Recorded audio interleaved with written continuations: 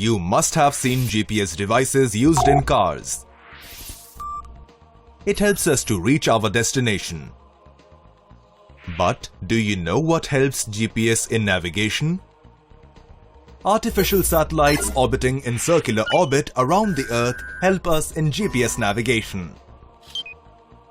Have you ever wondered how do artificial satellites get there and stay? Let's find out.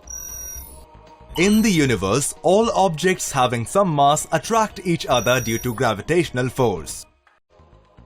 Now, if the object is projected with some horizontal velocity, the object will follow the horizontal path initially, and then due to gravitational pull of the Earth, the object finally falls on Earth's surface. On increasing the magnitude of horizontal velocity, the object will drop a further distance apart. Now let's use a machine which can project the object with such a high velocity that it follows a circular path around the Earth.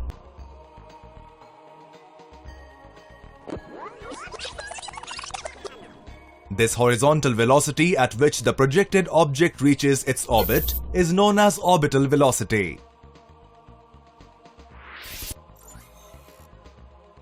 This principle is used to launch a satellite on its orbit. During the launch of a satellite, the rocket first reaches to a suitable height above the Earth's surface, and then it projects the satellite horizontally with orbital velocity. As a result, satellite orbits around the Earth in circular orbit. Let us now look at the mathematics behind orbital velocity. If capital M is the mass of the Earth and capital R is the radius of the Earth, now if satellite of mass small m is projected from a height h above the Earth's surface with orbital velocity v0, then the force on satellite due to Earth's gravity is given by the expression. This gravitational force provides the required centripetal force. On solving the given equation, we get an expression for orbital velocity. On further simplifying, we get another expression for orbital velocity.